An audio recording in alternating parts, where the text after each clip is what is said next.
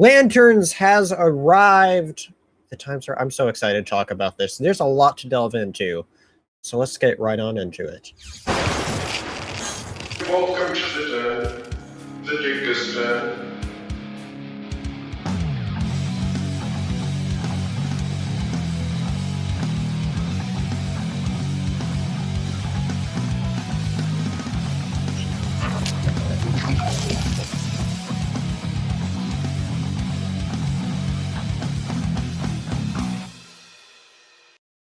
Welcome to the Dingus Den, everybody, where we're here to review the Lanterns premiere. And this has been something I've been very excited for, because I am a huge Green Lantern fan, right behind all the stuff that goes on in Gotham with Batman and everything. Green Lantern's been like my very strong number two. I wouldn't say close number two, but I've always loved Green Lantern. It's always held a firm number two, like favorite part of the universe. And so hearing this show is happening, I've been very excited for it, especially since the only other time we've got well, at least Hal Jordan in live action was a movie that yeah to its credit, it did some things right, but by the time you get to that third act, third acts can kill movies, and that's, I think, one of the cases of and so but we're not here to talk about that movie. We're here to talk about yeah, I know. Right? We're here to talk about the newest live action DC series. Technically, it's like, in a way, like, even though Peacemaker season 2 is technically the first live action DCU show, this is the first time that it's like something brand new, and also the first time we've had zero connections in any shape or form to Superman in a series. I mean, I guess part of that's a lie because we know Guy's coming later, but like, but right like, now, yeah, right now. But like, obviously, Peacemaker was like season 2, in some ways, kind of served as an epilogue to Superman, and so yeah, this is like definitely, it's different, and so I mean, it's pretty cool. But Andrew, what did you? Well, actually, before we get into talking about the episode itself, have you taken any time beforehand to get into any sort of like Green Lantern stuff? Well, I saw the movie like years ago, which was pretty rough. I've been meaning to get into some of the comics. I've had issues with ordering from Amazon some of the comics, so I like the big one that you shared with me, had some issues with that. But so I not as much as I would have liked to as far as homework goes, kind of getting into the knowledge of the Lantern mythology and the lore and all that. But the trailers always looked good. I always enjoy that. I liked the vibe that the show was going for. And yeah, I really enjoyed this premiere. Nice. Yeah, I agree. The thing I've said about in all our trailer reactions, if anybody wants to go back and check those out, make sure you go to. I have a playlist of all of the trailer reactions that we've done. But yeah, the thing I've said about Lanterns the entire time is that Green Lantern is a tough IP to crack. Just because it when people think of Green Lantern, it is kind of like a niche kind of sci-fi sort of way it goes into, and going into all these different emotions and like colors that they all mean. It's just all crazy stuff, and also something that's usually very like CG heavy. And I think one of the big problems with the 2011 movie is like, I think CG was almost there. They may have just also jumped the gun a tad bit too early there. Yeah, you know. But like, as far as kind of like the vibe of what you got of like what Green Lanterns do and like what they can do, the movie, I think, nailed that. But then when you have something that was as catastrophic, Hal Jordan at the very least has, and kind of Green Lanterns in general, has caused a really bad reputation on the IP. So bad that there was like even an animated Green Lantern series that got one season that was going to have a season 2, but the movie went so bad that they got scared to even do that anymore. And that was like an old Bruce Timm show, I think, like, you know, same kind of creator who worked on like Batman animated series and his version of Green Lantern and stuff. And like the first season was what I saw was really good, but like they just got scared to do anything more with Green Lantern, and so, and like I guess we really haven't gotten really much else because there's been 1 or 2 animated movies since then, but other than that, it's like there's been nothing. Other than like, I guess like it was cool in Zack Snyder's Justice League. Like we had a little bit of Green Lantern stuff in that, you know. I Oh, think yeah. if I remember right, there's like a dead Kilowog, and I was like, oh, that's cool because like, hey, you got to at least see something, right?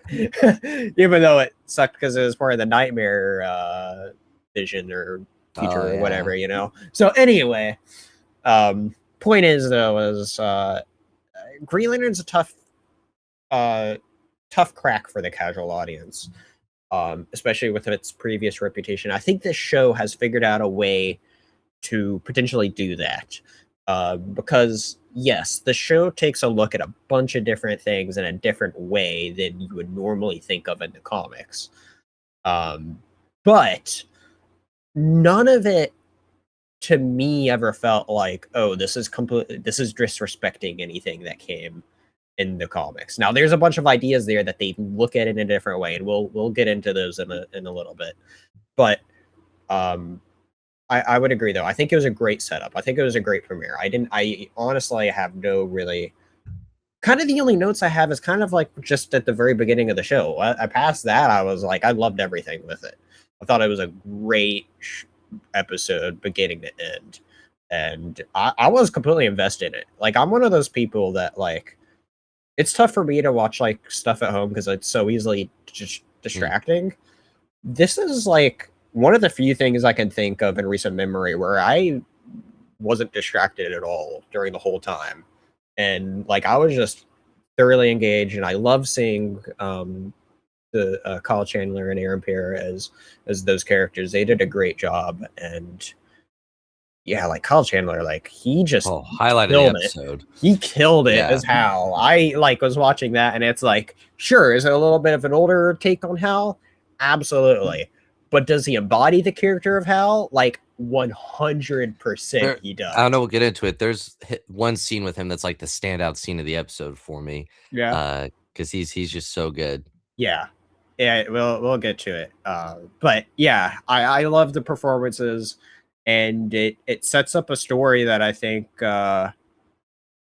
is going to hopefully be worth getting invested in, because they set up some interesting things, and I have some theories as far as where it'll go that I might get into later on. But I think, at least for me, that kind of wraps up spoiler-free thoughts before we kind of get into the main meat and potatoes of this. Do you have any other spoiler-free thoughts before we get into it?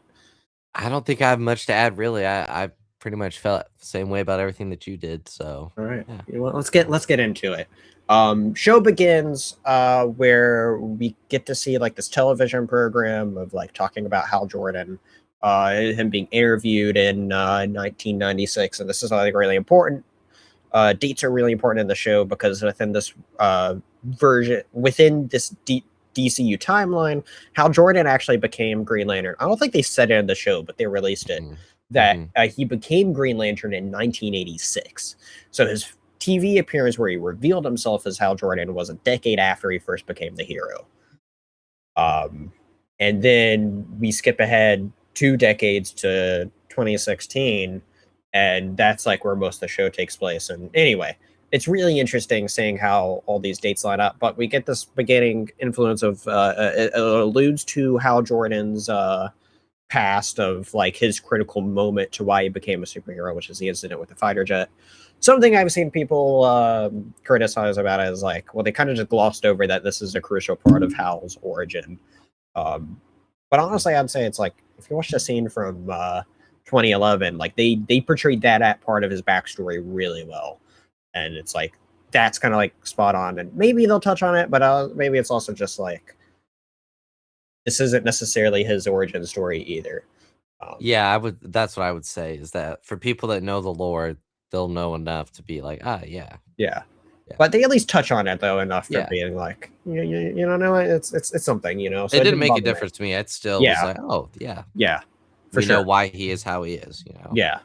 But it was important though because we then got to see a young Jon Stewart when he was just a kid, of him like seeing that Green Lantern has been like a big icon to him, and then it's just like this whole sort of flashback thing where you also see like his father being part of the military, who's also like that sort of heavy disciplined father, and that to me, like, I'm not as familiar of like how much of that is actually from like his past in the comics at all,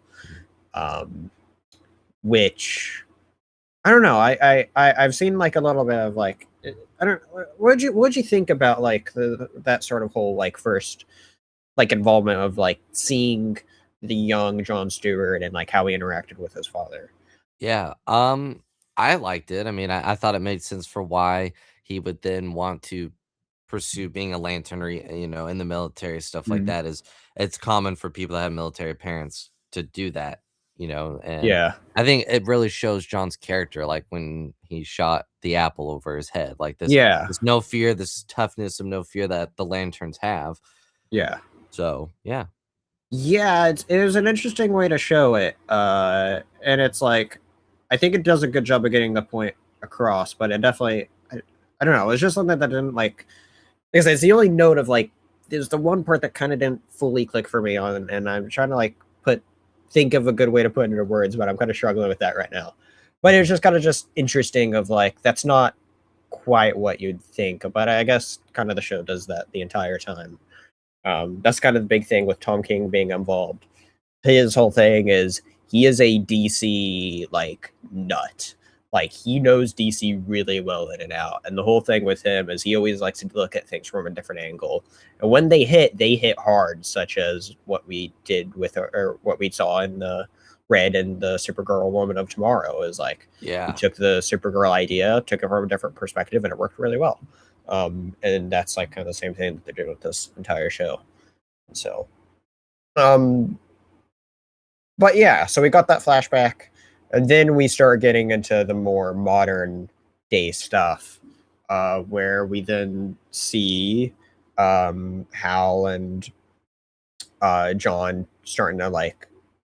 We find out that like John's been training under Hal for a couple months, but he hasn't used the ring. He hasn't been able to use the ring because they're one of the kind of things with this show, which I'm going to be really interested to see of like how they tackle this as the series goes on, is the idea that there's only one ring used at a time, and that's one of the big things that people are like, "Oh, that's not comic accurate," Hmm. which it's like, well, yes and no. The response to that I say is, um, it's been kind of like established in Lantern's lore that there's only one lantern, one guardian per sector. And we did get the reference to, sector 2814 that Earth is in. But it's always been there's only one guardian per sector. And the comics have always found these different loopholes of like, oh, okay, how pass it on to this person, but then like he came back, so like he's able to get it back, and like there's like all these loopholes to where at the end of the day we have like at least 6 different Earth Lanterns, Oh wow. and that's like, and they're all still there, but I think it's kind of like it's the equivalent to the James Gunn universe of being like they're trying to um approach what I think find a common complaint of being like, why is there so many Earth Lanterns? Much like how James Gunn did with not making Superman as powerful.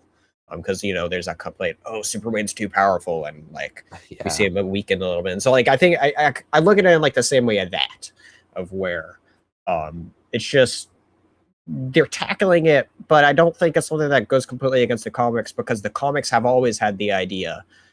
Well, I'm not gonna say always, because I haven't read like the very first issues, but there's for the most part always been the idea it's one guardian per sector, and that's what they're sticking with to that role. But then it's also interesting though that they're like, oh, you can find a predecessor that to train for when the time comes to inherit the ring, and so it's an interesting idea of, well, it's like, okay, that's not how the comics have ever looked at the situation. It's I don't feel like it's a lore breaking situation either. And that's what I Yeah. felt about a lot of things with this show, of just being like, it just looks at it differently, in a way of being like, it's just different and not quite what you'd see from the comics. And that's something else I'll say as far as like an overall review is like this show takes big swings, and it's not scared to. And Yeah. regardless of if you're even a Lanterns fan or not, I think that's something that people should appreciate about this show. But Yeah, I appreciate them not playing it safe. yeah, Even if I don't always know what the swings are lore wise. I mean, I like the idea of having a trainee, like a Padawan, if you will, so that sure, like as a backup, like something happens to Hal, and you're not. I don't know how it works in the Lantern sure, Corps with like picking I know the ring chooses, so yeah, right, like the ring choose. So then I yeah. guess the ring would just So what go to happens is if John. somebody Yeah, dies, the ring yeah, immediately flies off their finger and goes to yeah. somebody else. And we'll bring that point up at the end of the near closer to the Yeah, I end. just thought of that. I was like, wait a Because minute. people have brought that up, Yeah. because there's different ways that ending can go. But it's interesting because we also see another ring concept that I actually had to look this up. Where one of my favorite parts of this whole episode is after Jon Stewart uses the ring for his first time. Mm-hmm. He's walking back to meet back up with Hal, and then this younger version of Hal appears from the ring. It's like this projection from the ring, like a sentient sort of like it's like this data backup. And Yeah. what's also interesting is like supposedly, from what I could find, like that is an idea that was also explored at some point, but it was also like never heavily hit on. But it's interesting though, being like, oh, lanterns have to can back up themselves and try to figure out what's going on. And I mean, we've always known rings have had some sort of sentience with them, but it's interesting Mm-hmm. that it's like a person can back up their sentience to it.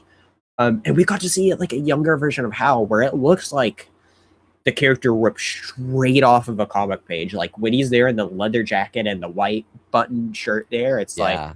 that's literally what Hal is like usually looks like when you see him on Earth in the comics. And I thought that was so cool, because there's just like that's just 100% Hal there, and they did a great job with making Kyle look 10 years younger there. And so, what about that part for you? I liked it. It made me think of like Jor-El, like backing up his memories in Superman. I thought it's a cool thing of like I didn't know that the ring could do that, and so, but I also like that whole scene with the car and Hal is. Yeah, It's kind of like when you're teaching someone to swim, you just throw them in the water. yeah, It was like he's like there's a taco place 3 miles up the road. See you there, and just jumps out of the car. I was like, that's a kind of a that would be like what would happen maybe in an actual scenario, and John would need to know how to use the ring quick and think of something quick. So, yeah, yeah, I thought that was cool. yeah. It's interesting. Um, And then even at the taco stand with like the suit, because yeah, that was a big thing with like yeah, the trailer. It was like it's for special occasions. It's like a tie. Like, yeah. makes sense, you know? Yeah, Yeah, ties are annoying. that's interesting too, because we're also seeing this older version of Hal that's like not. He's kind of like he's in the role, but it's like maybe he feels like a little bit like resentful about taking it. Like he feels conflicted about it. You can tell that Mhm. throughout the whole episode, which is really interesting. Like, it's just played out so well. Of like they did a great job of setting up the two characters, of Hal and John and their relationship, and it's interesting too because we're seeing them constantly clash throughout the entire episode, and that's something that's really important with it. Uh, and yeah, so Yeah, I thought it's their just great stuff. banter was great throughout the whole episode. I mean, Yeah, we saw some of that in the trailer. In fact, a lot in the trailers really from this episode. Um, but it worked really well. The yeah, it chemistry is did. really good. Yeah, it did. Um, yeah, because like we get this whole through line as well of like Hal is constantly texting John, and there's even one point where it's like, oh, he realized he messed up the test, which was funny. Mhm. Um, but anyway, the old version of Hal brings up, oh, he has to go to like a warning about something in Nebraska. And so John Stewart tells Hal, and then immediately has to go there. John follows him there several hours later. He booked And a flight quick. yeah, he got there as quick as he could.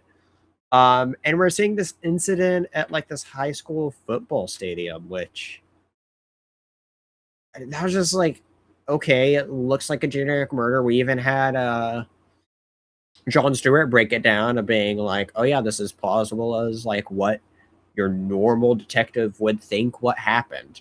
But Hal's there kind of being like the crazy guy from Aliens, thinking aliens, or Yeah. yeah. And so, and people, thinking he's crazy and being like, what? There's aliens? No, this is just a normal tragic incident. Yeah. And so, Yeah, it shows how different people look at different disasters or accidents where like John initially was looking at it just very surface level. Granted he had just gotten there, but then he started to catch on and the guy with the short sleeve shirt and everything. yeah. And so yeah, I thought it was neat how they played it out and everything. Yeah, it definitely was. And I just like kind of like this idea of playing of like everybody now knows of like Hal's the older guy. Everybody knows older people start getting crazy at some point. And so like, it's like they're like, okay, you're just kind of overthinking things here, right? And yeah, no, it all played out really well. Like the execution of it just played out super well. And being able to like meet this new sort of sheriff. And yeah, it just really sets up this big like mystery of like between the decades here, which is just so interesting. Mhm. With it's just coincidentally all these temples that we know with the dates are 10 years after one another. Mhm. He began in 86. Then there's a TV thing at 96, which maybe whatever happened in 96 here led him to being, revealing himself. We know something happened in 2006 to record that message. And then obviously Mhm. there's something going on in 2016, which is like where the bulk of the show takes place at that they're investigating. And so it's just such an interesting way to tell it as well. Yeah, and I thought they did a good job of not making it confusing on like No. this is taking place in 2016 or Yeah. 96 or whenever it is. Yeah. They did a really good job of just kind of gradually kind of going through them and like, oh, okay, that's really neat. Okay. Mhm. Do a good job with it. But anyway, 2016, Hal suspects this guy. They end up catching him, and I didn't think about this little detail until I was rewatching it. But you obviously can tell from what you've seen, like Jon Stewart does have a military background. But something that I don't know if the show's going to lean much into, because I have a feeling that's just going to kind of be more of the military. But there's another thing where Jon Stewart's also an architect, Oh. and I wonder if it was really subtle, that like kind of nod of like he is an architect to some degree by how he Oh, with the caught up chase to with scene. the chasing, because he Yeah. just kind of looked it away and knew, wait, instantly, without ever being in this building before. He Yeah. knew where to go. And I that was just a detail that stood out to me when we were watching it, being like, wait a minute, what? Jon Stewart's known to be an architect, and so I was like, I wonder if that's an interesting little detail there. I'm like, oh, Yeah, that would that's be that's cool. yeah. And, kind of adds a little bit to a layer to kind of like what you might think is like a a trope, chasing trope, but it's like, well, actually Right. for the character though, it works though if you actually know of what he was in the comics. And so Yeah. I just thought there was some lantern sense that he was like, yeah. "Ah." He just knows. No, Yeah. that makes a lot of sense. Yeah. That's Yeah. cool. um but anyway, we then also get this use of next scene in the bar. The Which was very great. first construct we get is a dollar bill, um which is really Yeah. interesting. And something I actually highly recommend is, just like for Peacemaker, there's also a podcast for this Green Lantern show, Early Lantern show. Mhm. And on that first episode, it's like the main three showrunners. It's Tom King, uh, Damon Lindelof and Chris Mundy on that first episode, and I watched through pretty much that whole episode before then, and they talked about that scene specifically, and that really stood out to me because they were being really intentional that everything with the ring at first would be small before kind of going back. Or before, like, because they were like, once we show something big, we can't go back.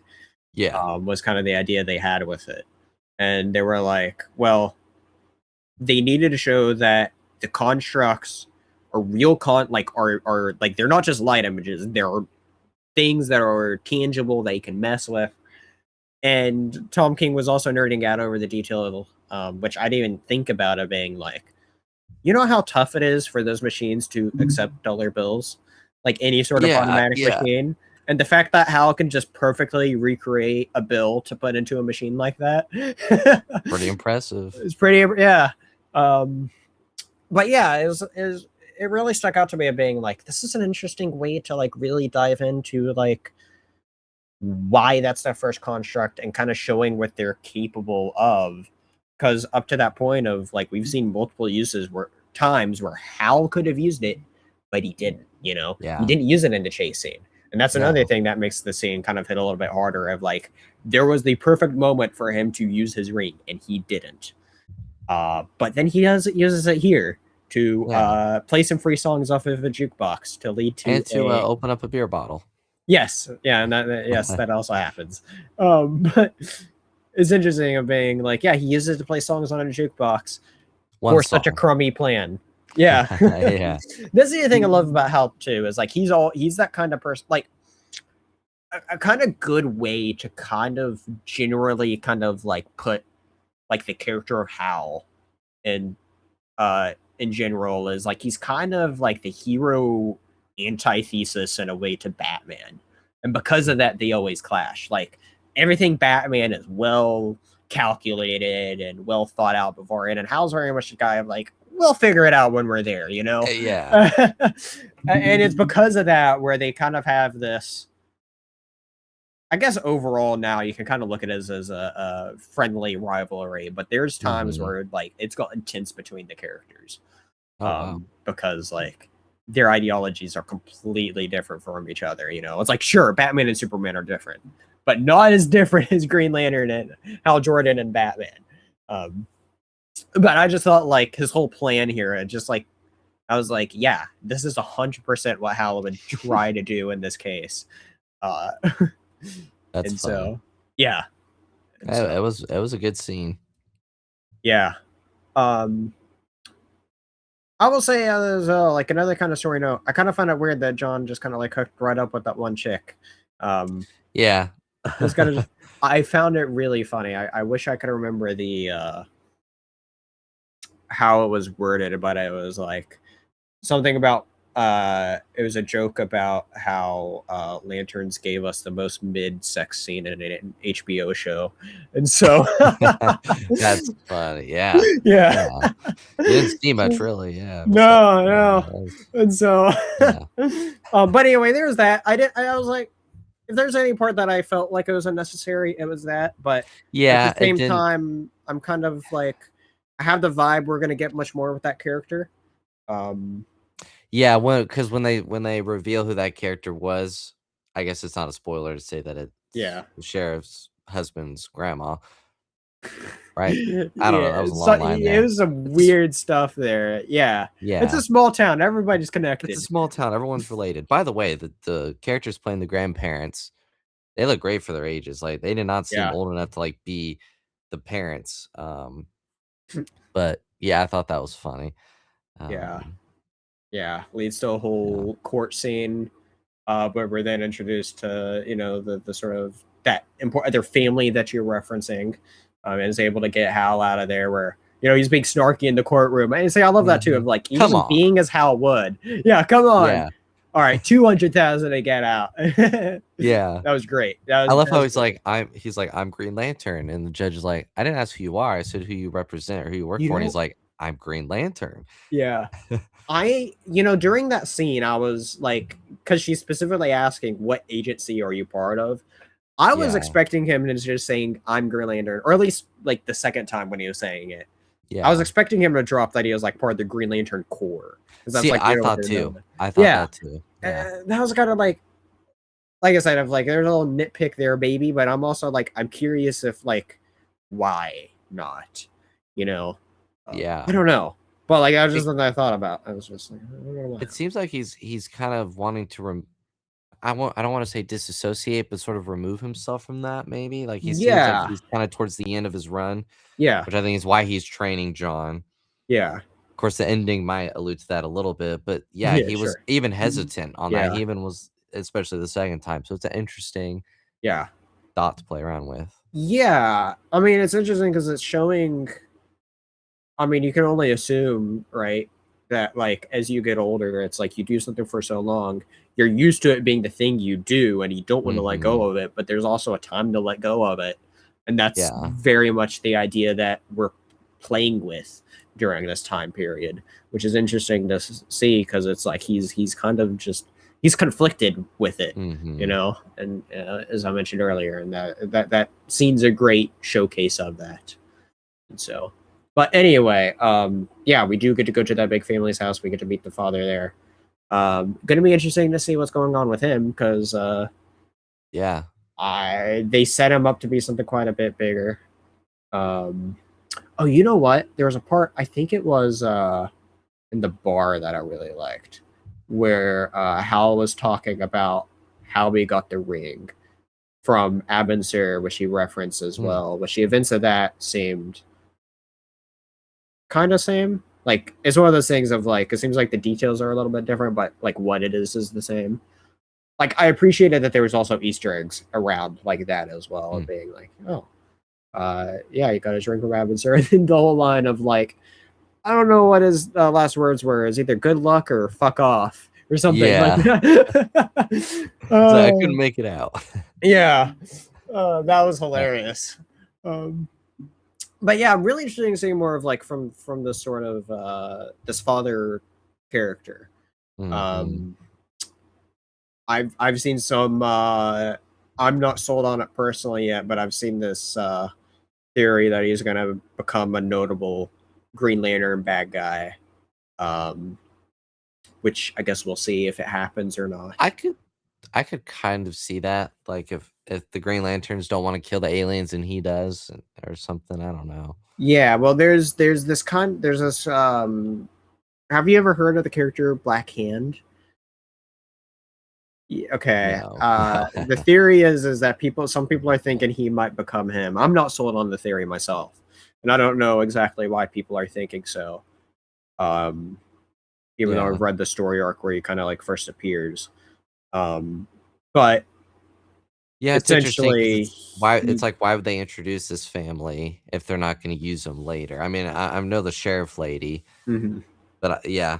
They're setting up big stuff with them, and it'll be interesting to see what's going to happen with it. But yeah, some people are thinking that he's going to turn into Black Hand Sword, or maybe it's going to be a lawyer son will end up being something, or something. Yeah. We'll see.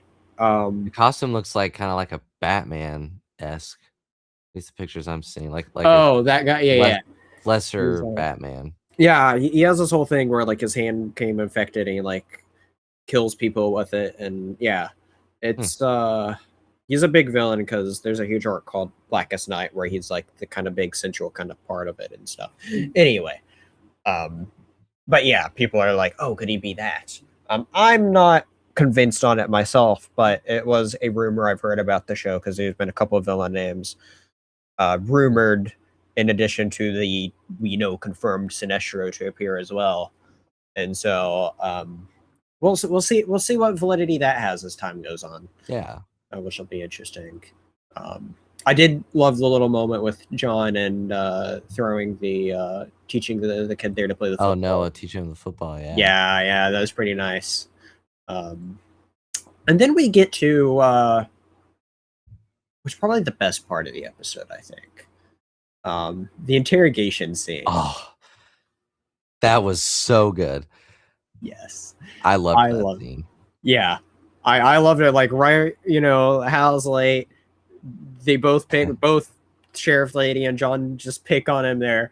And then he goes right in, and his interrogation tactics. It shows he knows what he's doing when interrogating. He's like, Exactly. give me 5 minutes, I'll get it out of him. And he pretty Yeah. much did. Yeah. In those 5 minutes, which pretty. What a good interrogation scene. Oh yeah.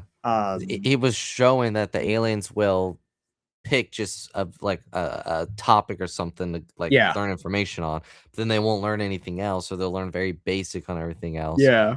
And because I kept going at the start, I was like, well, maybe he's not an alien because he's getting the answers right.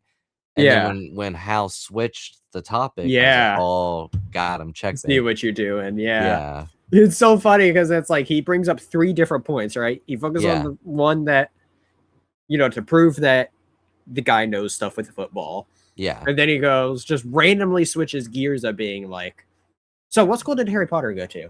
Yeah. And then he's The just guy was like, "Well, that what was a do you great mean?" football player, We're like, Yeah, yeah, yeah, exactly. Yeah. And then the guy is like, what? And I was like, yeah, there's 23 of those movies. You should know. Yeah. That was hilarious. Well, and even when he does the line when he has him up against the wall, and he's like, yeah. Harry Potter went to Hogwarts.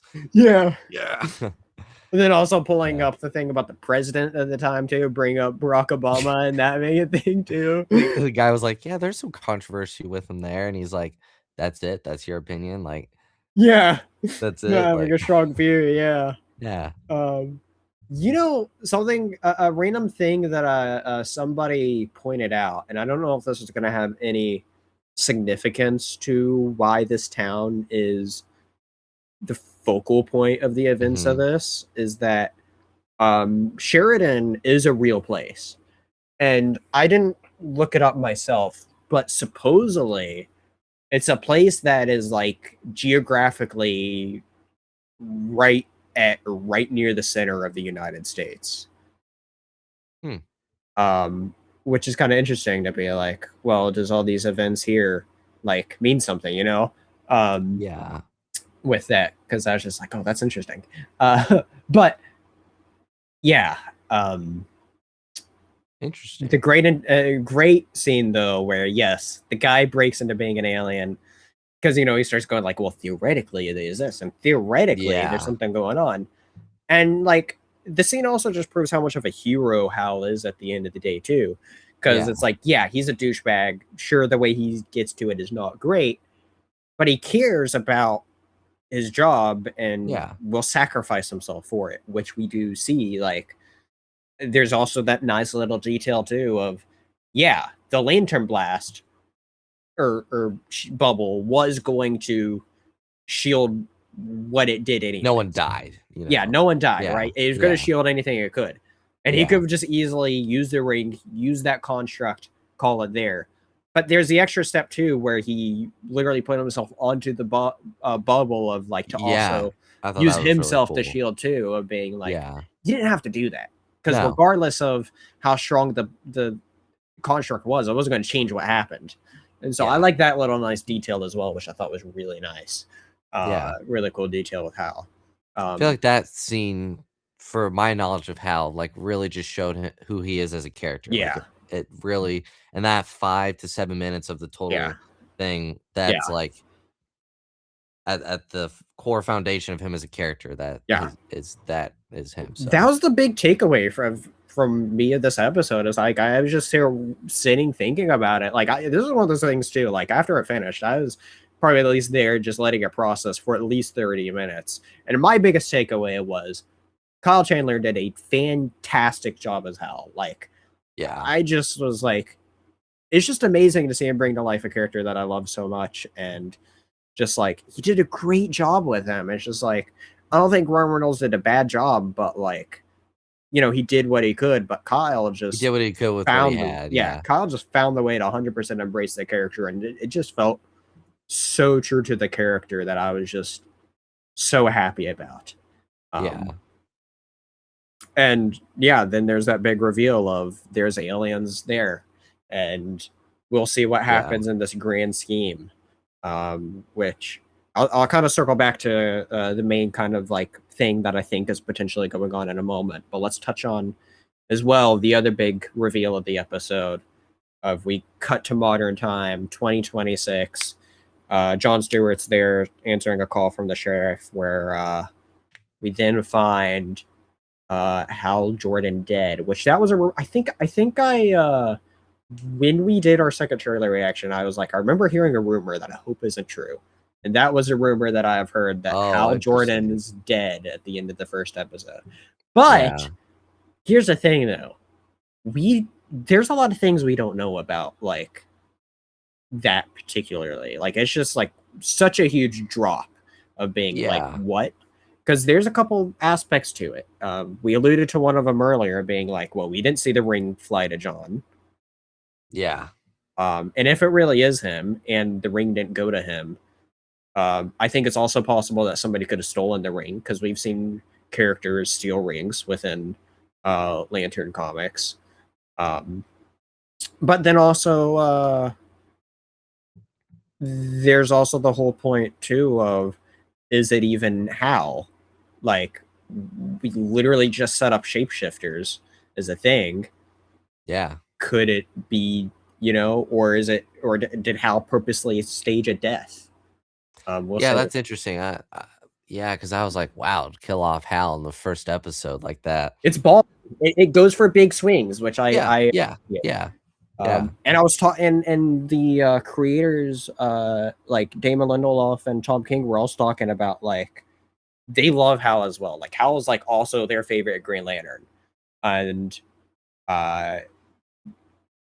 I'm led to like, and they know that people aren't going to like the decision. They knew people wouldn't like the decision, because I get it, right? Of like, they're killing off Hal, but I think the context here is really important, because I heard that rumor and I had the vibe very early on, maybe even since the car scene, or maybe it wasn't until they were eating tacos. But there's a line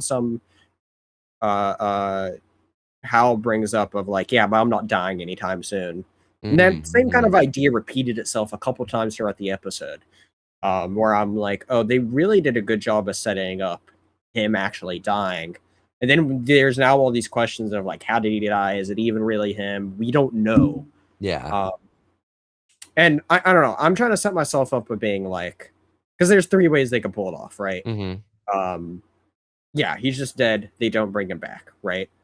And that's kind of like what I'm expecting, just because I kind of want to expect the thing that I don't want, right?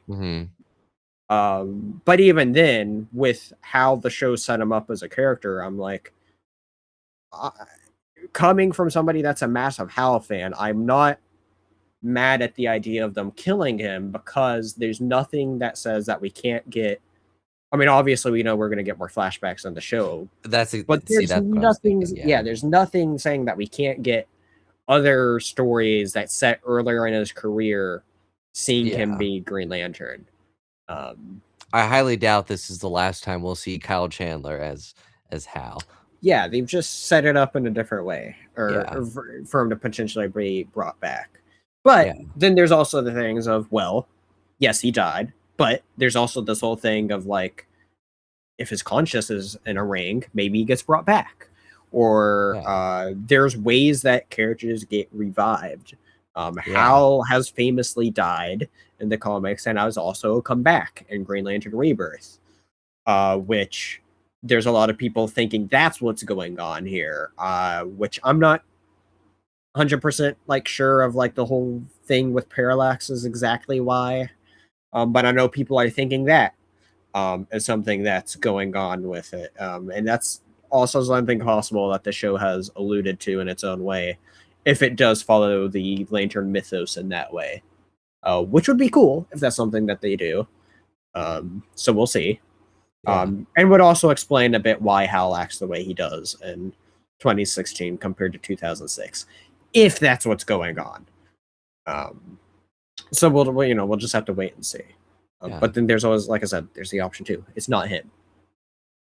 Yeah, I feel like that would kind of cheap the ending out a little bit. Like if it's not him, it would kind of, you watch that ending and you just know it's not him. It's like, okay. I guess it just depends of, I think the thing with it is like, I think there's valid arguments for all three of the ways of Yeah. is he just going to stay dead? Is he going to be resurrected? Or is it not even him? Is it a staged death or something? You know, Yeah. like I feel like there's valid arguments for all of them at this point. And I think that's one of the Yeah. things that makes this premiere great, right? Like I was even talking with a Yeah. friend of being like, yeah, you saw that, right? Yeah. And it's like, you think he's like, yeah. I was like, well, I'm not quite convinced that like he's gonna be that's not him, but like I see what you mean though, you know, being Yeah. like I Well, can and that's see all sides of it. I think the writing so far has been really good. So I think they could pull off Yeah. any of those three, and it would feel fine. Like it would Yeah, feel it would work. earned. It would Yeah. work. Yeah. Yeah. Yeah. And Because I we'll really see. like how grounded this episode felt. Like I know it's gonna get really sci-fi, which I don't have a problem with because obviously we've seen Yeah. that in the trailers. But I like they really kept it like a grounded sort of True Detective, small town Yeah. show. You almost wouldn't even know you were watching a show about Green Lantern. And Yeah. some aspects. Yeah, that's the Um, thing, is I hope at the end of the day, with this such different take that still honors, I think, pretty much who the characters are, mhm. that Lanterns will find new fans of being like, Yeah. oh, sure, maybe I didn't care about all these crazy comic ideas, or maybe you've never even read a comic, but like, you know, just the idea of being like, oh, being a great new accessible way to reach people is really exciting to me. That I hope it really can find just new fans to bring into like showing something like that. Because Yeah. as I keep on saying, cracking Green Lantern is really hard outside of a comic book. Like I think even the animated movies have struggled with it. Like, and that says a lot. Like even when most of the movies were good, like I know people like that. Was it called First Flight? Um, I remember not even thinking that movie was good, although I know people do enjoy that one. But like, it's tough, is the reason I say, right? Yeah. And so Yeah. we'll see. I do think it's interesting on HBO when you go to like the profile like thing to like put on like if you want to make it lanterns or whatever, they have Yeah, the rest of the options as mystery, like with a question mark. yeah, they're like going to be That's revealing new interesting. ones every week. It seems like, which is kind of a fun Yeah. gimmick, and especially too, it'll be cool too because it's like, oh, Sinestro's coming later. Yeah, he'll be one. Yeah. We'll see. But yeah, when watching this episode, the big thing that kept on coming back was a plot line in a Green Lantern story called Secret Origin. Um, I don't want to say I don't know how much I want to give away, although I know a lot of people I like speculating on it anyways. But it's a story that deals with other events that happened when Abin Sur's ship crashed. And it's also don't think goes to well, see, I don't know. There's also a character that appears there who becomes a huge Lanterns villain later on. It sets the foundation for that character becoming a huge Lanterns villain. And I actually talked about in our last trailer reaction, talked about a particular guy that people were thinking would play this villain. And well, we got this specific setup of there's 14 species capable of shape shifting and whatever, right? And I'm kind of curious of if this villain is actually going to end up being there, since they did set up, yeah, they can shapeshift really well, right? And that maybe he's the one leading them and whatever. And if they end up bringing this villain and like that's like what we get near the end of the series, I'm gonna like, it's gonna blow me away if they actually end up doing it. But that's the arc that like everything that I think they're potentially setting up, and if there's one particular comic arc that they might be actually pulling stuff from, I'm like, oh, if you're giving me one of my favorite Green Lantern villains, I'm gonna be That'd be very cool. happy. And so we'll see, because there's set up there that immediately the connections of what I'm familiar with in the comics, I'm like, oh, that's what you're telling me? All right, I'm in. So yeah, fingers crossed that we get him. So, but yeah, anything you want to bring up as far as like things that you think is going to be happening? I don't know. I think you're better at that right now as far as lanterns goes. I'm not too knowledgeable on characters or anything, but I am curious to see what they're setting up, and Yeah. especially based on the ending of this episode, with So many HAL and ways to everything. go. Like, it's such a Yeah. great cliffhanger. Like, I can't, like, It so makes you good. want it more, Yeah, in a like, good way. it's one of those things of where I'm, like, angry in the good way that I don't immediately have the second episode, you I know? know, and that's interesting because usually with these shows, we get, like, a 2-episode I premiere, know. I and so know. it's It's like, like, I "Dang it." want it so bad. Like, it's gonna Yeah. be, like, sort of, like, I hardest for hope me to wait, you know? Yeah, I hope Yeah. the writing stays consistent because I know with a Yeah. lot of these shows, the first 2 to 3 episodes are, like, really good. Yeah. The writing falls off a little bit. I haven't felt that as much with DC's live, like, Peacemaker season 2, I didn't feel that way. Yeah, I So wanna I'm rewatch that now hoping that it's all, like, done, but yeah, I Yeah, agree.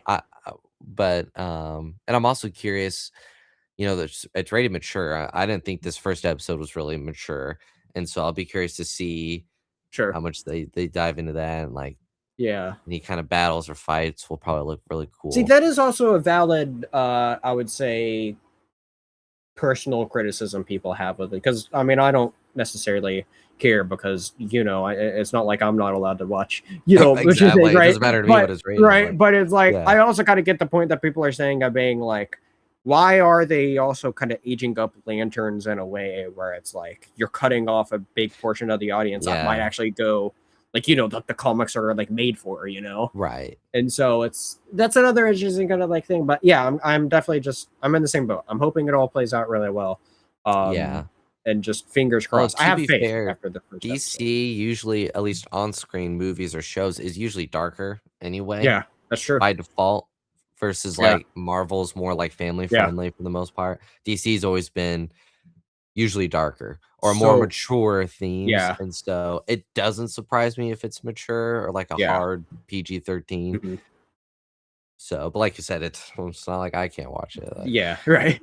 There is one other big aspect that I alluded to earlier that I want to touch a tiny bit more on before we wrap up here is also the idea of um, well, we know the event in 2016 is big. Mhm, 2016, after the events and in the chronological they gave us, after still in 2016, but after whatever's happening in mhm. 2016 is when Guy Gardner gets his ring.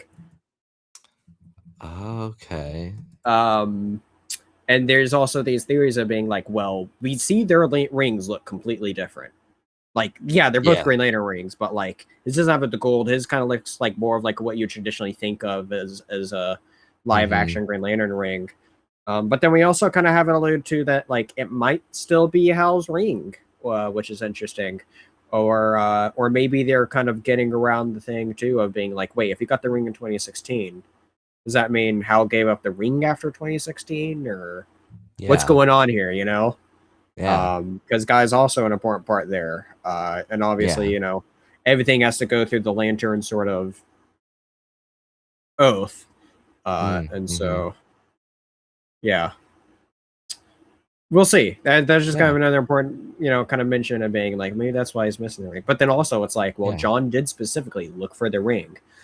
If He guys had the did. ring for 10 years, I feel like he'd know, especially with Yeah. him being part of the Justice Gang, as we know, right? And so, um, Yeah, but yeah, yeah. it brings up interesting questions that I'm really, and this obviously all goes back to that point of that I was talking about earlier of the kind of base rule that comics have established for lanterns as one guardian per sector. But then obviously it's like, well, this is different because now we know there's at least three guys who's capable at the same time. So I'm really curious to see once we get Guy in the show how they're going to address it, because we know that's going to be a huge part that they're going to address. That it's going to be cool. I'm just Yeah. really hoping they pull it off. But overall, a fantastic setup. I think kind of all Yeah. my gripes were kind of just little nitpicks. There's nothing that completely broke it for me. Nothing Yeah. that I thought completely changed lore wise. I know some people are like, oh, that's not how it is in the comics. But I'm just like, well, okay, Yeah. depending on what iteration you look at it. Like I believe his Yeah. Silver Age Green Lantern, his suit was actually a physical suit, Now, Yeah. while I agree the suit design we've seen isn't the best, sure. Yeah. But like the idea there isn't completely against go against stuff that we've seen before. Yeah. And I haven't That's the seen. thing with. Sorry. No, I was just gonna say of like, yeah, I just haven't seen anything from all the Lantern stuff I've read that I feel like, yeah, this is not Lanterns. So Yeah. The funny thing to me about the comic argument, of course, you're never gonna please everyone, is unless it's a direct adaptation like Supergirl, you can't. I don't want to say it's not valid, but you can't pick and choose like, oh, it's not like this in this comic, because it's like, well, what if they're not pulling from that? yeah, Maybe they're taking little things from here and there and stuff. yeah, So yeah, but definitely. yeah. All sorts of things, and so very exciting to see. And yeah, no, I just give this first episode lots of praise, and I'm just so happy. I'm happy that sure it's not the kind of story you expect from Lanterns. We at least had the characters there, and we're taking Yeah. elements of other stories that I do really like. That I'm hoping actually gets played out the way I might think they will, and I'm on board. It's going to be a long week. Like, I'm not gonna lie. Like, I the moment I stopped that episode, let it sink in 30 minutes. I don't even think it hit the next hour marker where I thought I want to put this on again. I can't think of the last time I've even done that with anything. Like, I think the only recent show in recent memory that's ever made me feel like that was Maul.